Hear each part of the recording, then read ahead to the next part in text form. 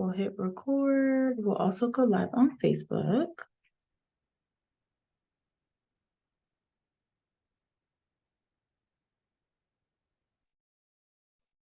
All right, everybody. So I think we are all together and we'll go ahead and get started with this week's lesson. We are going to be talking about being in the kitchen with children this week. And so if you have children, if you have grandchildren, if they're older, if they're younger, you can get them involved in the kitchen. It might take a little bit of patience, just a little bit, but in the long run, it is something that is useful for children to be, functioning adults, to be able to cook for themselves and know their way around the kitchen and, make sure they don't make themselves or anybody else sick. And so these are just good reminders for us as well, because we'll talk a little bit about some kitchen safety tips. So just a really good reminder for people that know their way around the kitchen that might need just a little reminder. And then also just for children in general, so that you can teach them because, like my parents or like my grandparents, they were getting older and, everybody was having the family functions and who's going to cook. So we need to figure out who's going to be the next people to cook in the next generation. And so this is something that is learned. It doesn't really come natural to people. It can come natural to people to cook, but a lot of people need that teaching. And so in this lesson today, we're going to be talking about ways that children can learn best, the benefits of cooking with children. Food preservation is a practical science. It is a science. Age-appropriate kitchen jobs for children of all ages, and then also kitchen safety tips that can be for them and also for us. So today we're just going to be talking about cooking with kids. It is a good way to encourage trying new foods and also building better habits. Because now, we've been talking about our different goals that we have for ourselves. And so it's easy to start with a good habit than to try to, in the end, make ourselves have a better habit in the end, right? And so we need to be teaching our young children just ways of building better habits for themselves so that when they get to be, a little bit older and even our ages, that it's just something that comes naturally to them because they've learned it. They've been through it all the time. It also helps with children that if you have a picky eater, or if you are a picky eater now, it is a way that we can encourage people to try new foods, just being in the kitchen and cooking it ourselves so that we can try the different flavors that we like as well, so that we can get into the foods that we actually want to eat. So cooking allows kids to feel good about themselves. It really is a confidence booster. It's a confidence booster for even somebody my age when I cook dinner for people and they're like, oh, so good. I'm like, so good. I know it is. Yay. It's a sense of pride when they prepare foods to eat and share with others. Kids who help with the planning and the preparation of meals are more likely to try new foods because they're involved. They feel like they're making those decisions for themselves and for the family, and they feel like they're like a part of the family, having a job to do. But however, cooking does take time. It does take a little patience, a little practice, and it can be a little messy. We see the little guy here with his hands full of sticky. Kids are always naturally sticky anyway, so what's a little extra time in the kitchen? But remember that foods may not taste or look as good as you think it should, but many experts believe that it is well worth the effort to have children involved. The pieces might be cut a little too big. It might be, a little bland or a little under-seasoned, whatever. What's one meal to a lifetime of good habits and, building that confidence of a child as well in the kitchen. So this is just one of the ways if you have like a shy child or you want them to open up more, cooking, being around each other in that manner can also help. But also, if you grew up with the parent that's like, get out the kitchen, you're in my way. That could be one of the mindsets that we have with, having somebody in our space, especially if you are an experienced cooker yourself and you're like, I don't want this to slow me down. So take some time to set a day out, like Tuesdays are cooking days, so that you can, take the time, slow down a little bit. We might need an extra 30 minutes to get the food on the table just because we're working through some things. So just take that time and make sure you're teaching those little ones, especially the grands and the great grands and things like that as well. My grandmother helped me cook in the kitchen. I remember the first thing that I helped her make was biscuits. And so, that's just something that you remember from, I did that when I was 6 or 7, and now I'm older. So it's just the memory that you keep for a lifetime. So then also there's some long-term and some short-term benefits of just being in the kitchen with the children. And so like we say, kids are, for the short-term benefits, kids are encouraged to try healthy foods that they might normally turn their noses up at, like, kids that don't like broccoli or whatever green vegetable that they don't like to eat, something that's not chicken nuggets and fries. This might help encourage them to just be more willing to try a food if they help prepare, if they help pick it out. Especially it starts in the grocery store as well, starts with just picking what they want to try. And then also kids feel a sense of accomplishment and feel that they are contributing to the family, so that they're part of the unit of the family, especially if they're like the youngest, and they don't really have much to do because they are the youngest. And so this might help with that as well. And kids are more likely to sit down to a family meal that they help prepare. So that also helps with our picky eaters as well. And so kids generally skip the junk food when they cook a meal at home, and they also are able to spend quality time with parents, grandparents, aunts, uncles, any adult, whatever the case may be, whatever the child is to you and your family. And so just keep that in mind. Instead of keep kicking them out, just pull up a chair, help me out, see where that leads you. They might be the next great cooker in the family. That might take a burden off you during the holidays, so you're not cooking as many cakes and pies during the holidays. You might have a helper. So then also there's some long-term benefits as well, like kids learn a skill they can use for the rest of their lives. It's something that you are going to use for the rest of your life if you do know how to cook. Kids learn to eat well and may be more likely to eat more healthy as adults as well. They gain that self-confidence through positive cooking experiences. So, every once in a while, there's going to be a foil in the microwave, or you put an egg in the microwave and it explodes. That type of accident happens, but you get the experience of it, so you never do it again.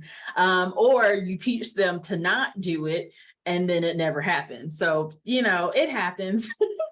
And then also kids who cook with their parents are just more likely to just have that experience of the connection with their parents as well. So like we were saying, food preparation is a science. And so we are learning when we are in the kitchen. We might not as adults, because we might think we know everything, but as young people, they learn, they absorb. Their minds are like little sponges that pull up all the information. They hear everything, they see everything, and they repeat everything. So, this is the food preparation is the science. So like vocabulary and reading skills, there are recipes being read that are being followed, that are being prepared. That is a skill that children need to have, that comprehension skills as well. There are math that's involved in this. There's counting, there's measuring, there's following step-by-step directions. The science is seeing how food changes during cooking, like if you are baking bread and the dough rises, if sugar is dissolving in water, eggs that are coagulating, things like that. Decision-making skills, choosing and eating nutritious foods, making the recipe, the menu that you are cooking, that also is a part of decision-making skills. There are similarities and differences in other cultures and foods, so that they can get experience to other people that are out there. Comparisons, and associations in food preparations, like if you add too much flour, then it becomes dry. If you overmix, then you get, the different types of If you overmix the dough, then it comes out too hard or it comes out really chewy. If you double the ingredients, then you get double the mini, you get double the end product as well. And then there's also social skills that are involved in this, like working with other people, taking turns and solving problems, which also helps boost their self-esteem as well. So like, it's things that we don't really think about as adults, because it's like, well, I'm just trying to get food on the table and I'm trying to eat my food and go to bed. So that's something that we think of as adults, but as children, it's like a whole new experience of, I'm in the kitchen. Oh my gosh, like, ooh, everything's so shiny. I want to touch everything, right? And so it kind of loses its shininess to us when you have to cook every day for the family, every day for the next however many years. But as children, it's like a new experience. It's something that they want to be able to do as well. So while there are some age-appropriate cooking jobs, because you can't give a baby a whisk and expect it to make some eggs, and so we want to make sure that we are setting our children up for positive experiences instead of giving them something that might be too difficult for their age, or might be just too elementary for them if they're a little bit more advanced. So food activities help with smaller children with muscle coordination, hand-eye coordination. They're using their small fingers. They're using their arms to mix. It's a whole different thing. And so I'll go right into our age-appropriate kitchen jobs right after we talk about our recipe of the week. This is something that could be helped with lots of children as well. It is the Spanish style green beans. If you have a younger child in the home, you can help them pick off the ends of the green beans. That is a great small muscle tactile type of activity for younger kids. You can, depending on how old they are, they can chop the green beans with knives, or they can just use their hands if they're a little bit smaller. They can help chop the onions. They can help cook. It just depends on how old they are. But this is a great recipe that you can try out. And then it also has green beans in it and tomatoes and green peppers, just to give a child a different type of experience, especially if they're not they don't like green beans, and this might be a good recipe for them. So I'm going to show you all the video. Give me just a second.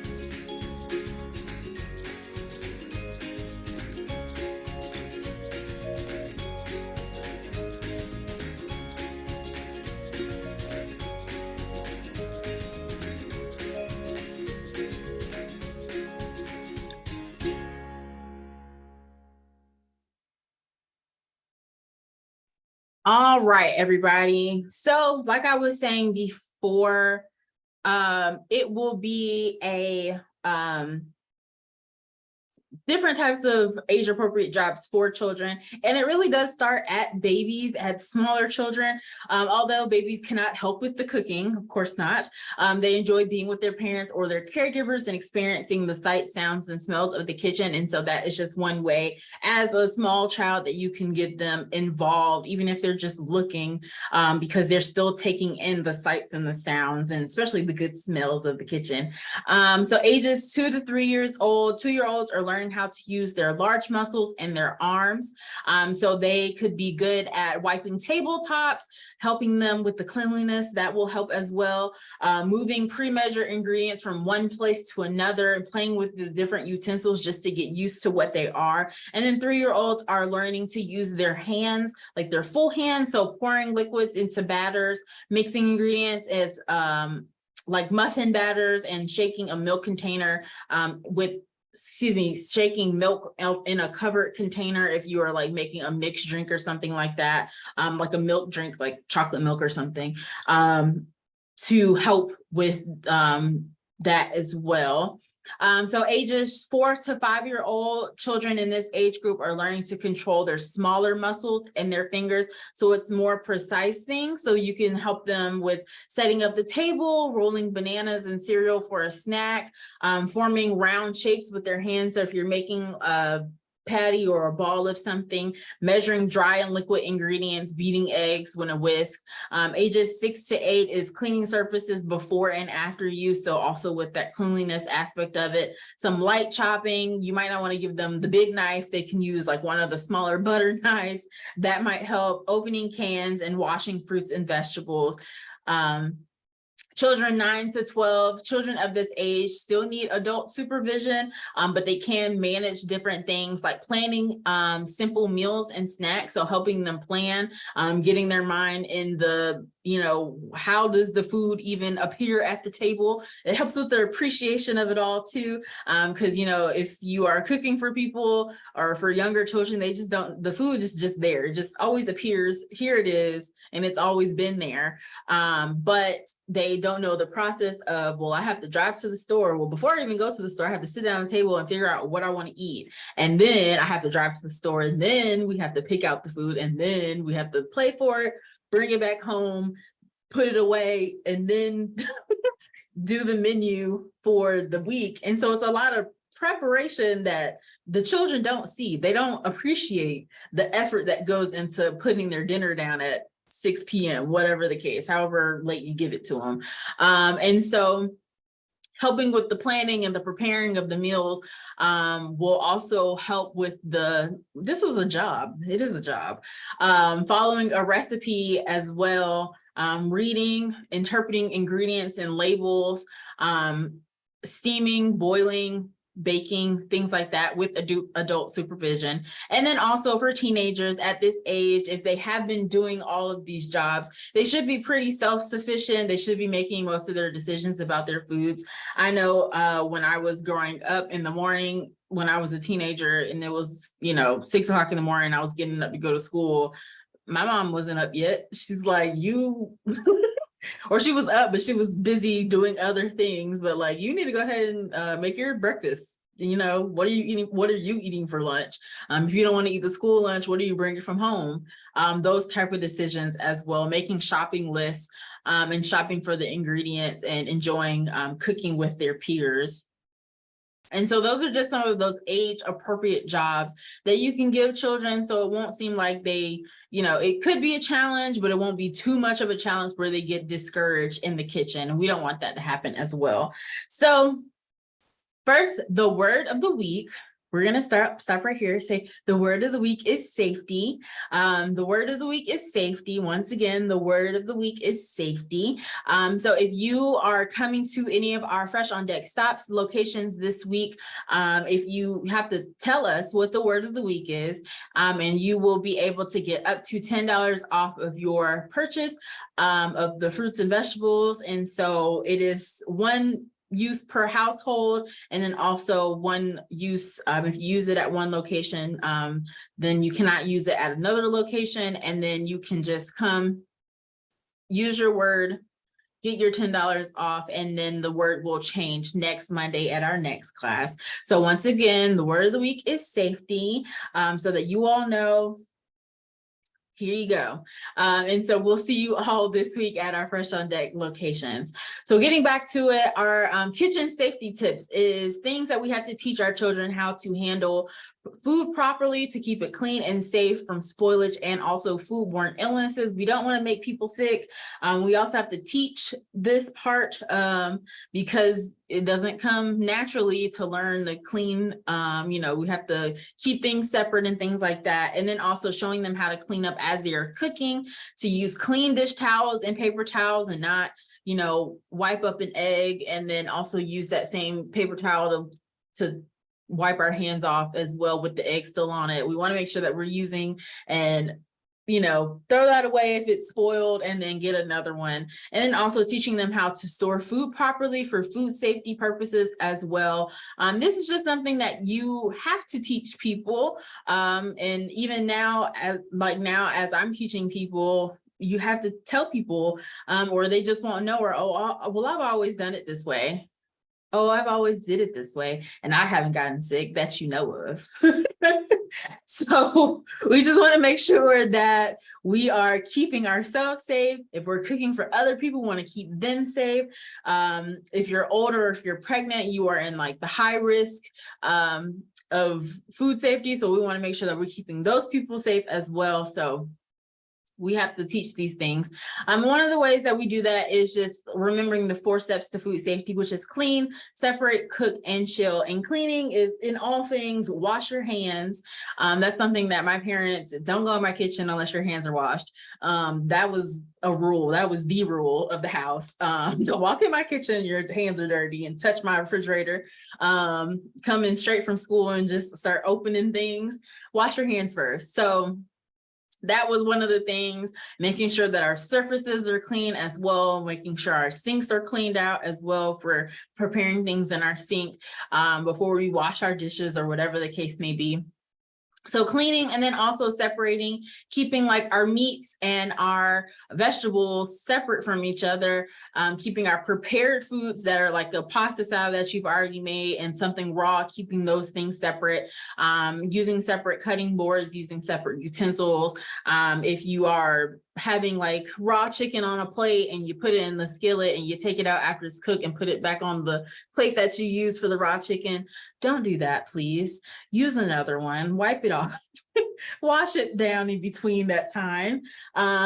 So things like that, separating, cooking things to temperature. I also, in the next 2 slides or so, I have the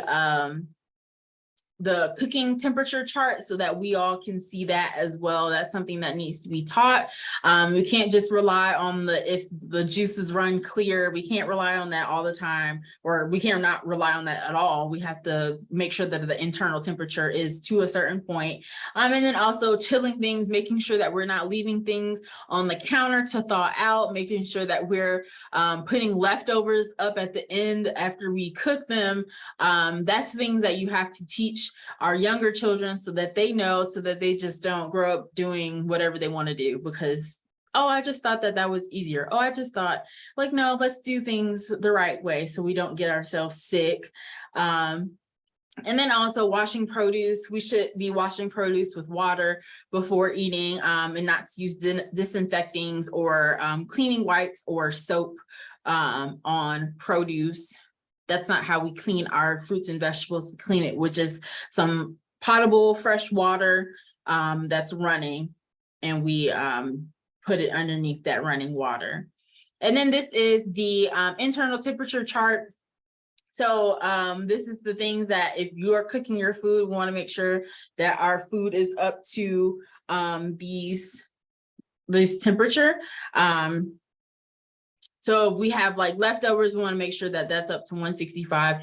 And I know that we probably don't, when we're microwaving things after we're heating things up, we don't really check the internal temperature of our leftovers, but we want to make sure that it's hot enough so that it's killing all that bacteria so that we don't get sick as well. And then some other ways just to tie in, if you are a book family that you love reading, there's some different types of books. I'm not promoting any of these books here. It's just an example of there are different books for every age level that talk about food, that talk about cooking and all that different types of things as well. So there's you know, whatever age your child is, even up to an adult. If there are books about food that you can enjoy as well. And so next is going to be our physical activity suggestion. This is a cardio one. And so if I have my email at the end, so if you find this one interesting, send me an email and I can send you the link for it as well. So give me just a second and I'll show you just a little piece of it. Doing variations with our burpee, jumping jacks, knee snap, we got everything. And I'm using a stool today, which we'll talk about a little bit when we get into this workout. 3, 2, 1, side lunge. So pushing your booty back and just stretching into that. Side to side, maybe you support using both hands on the thigh.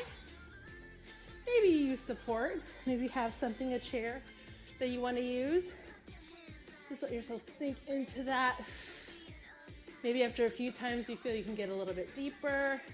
Again, pushing that back. This is all the way from your spine through the top of your head.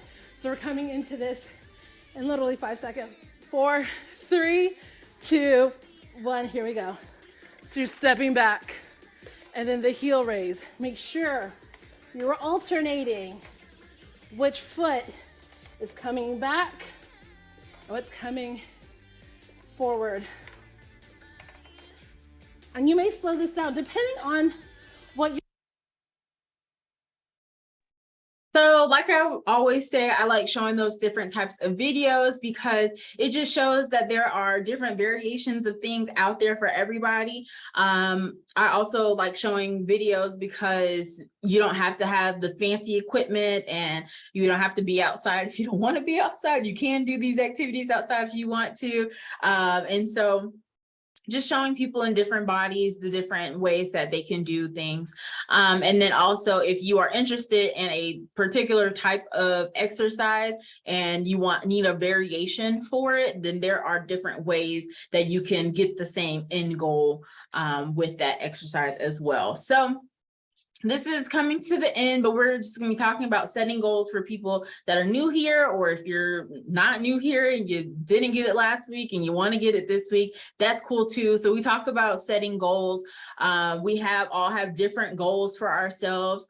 And so if we just want to make sure that we're turning our bigger goals into smaller SMART goals.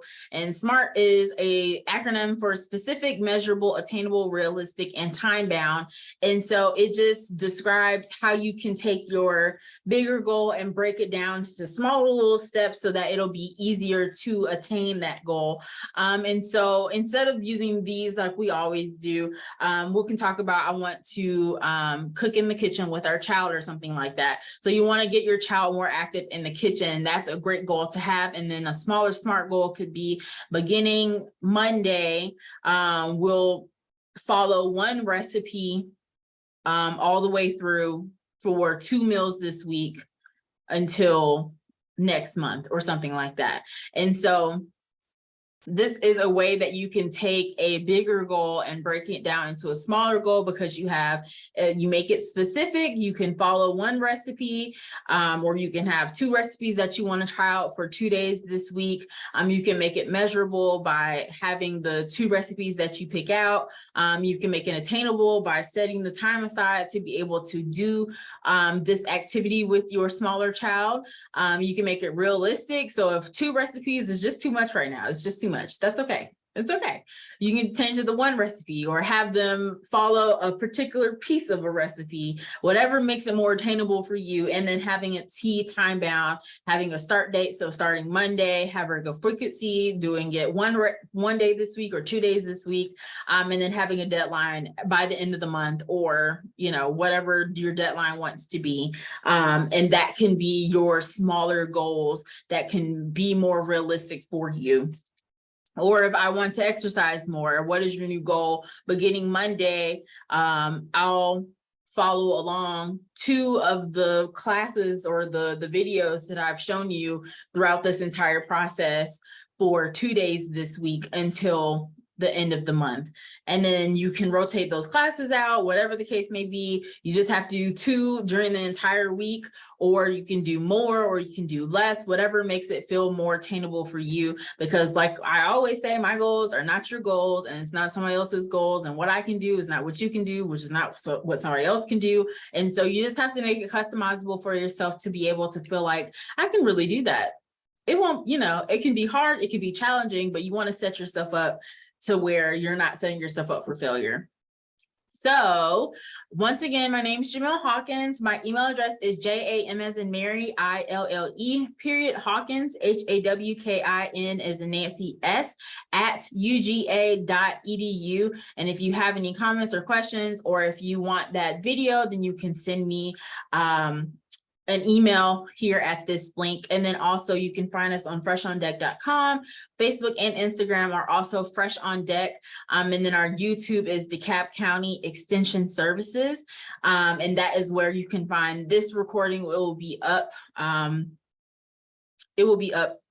Give me an hour or so, and it should be up, and you can send people there if they missed this class and they're not on Facebook, but then it'll also be on Facebook as well. So if they're on there, then that works out too.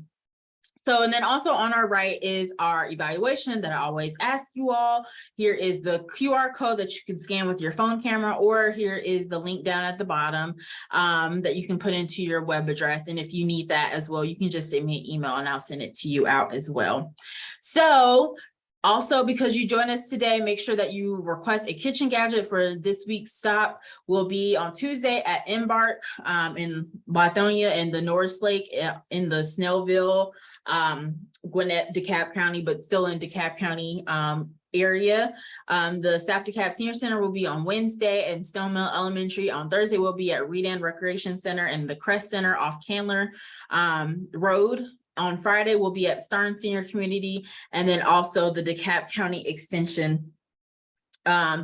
Also, I want to mention that because we've been having a lot of rainy days lately, I would suggest that you all, if you all are wanting to join us at any of our stops and you see that it is a rainy day, I would suggest that you go to our Instagram or let me actually go back to our Facebook to see if we have canceled for the stop because of the inclement weather or whatever the case may be, for any emergency or things that we have going on that we cannot make it out. I would suggest that you all will follow us on Facebook or Instagram so that you can get those updates. And then we also have a texting link. I don't have it on my presentation. I just thought about it right now. But if you text FRESH to a number, and it's up on our Facebook, let me see if I can find it while I'm thinking about it. Just so that you all can make sure you get those updates so you're not waiting or looking for us and we're not coming out. I can't see it. Oh, here it is. So if you text FRESH to 833-744-1118, you can receive the text message updates from us, and it'll let you know that if we've canceled or if we are delaying until like the second stop or whatever the case may be, so that you all can have it. It is in the group chat if you need it. So texting FRESH to 833-744-1118.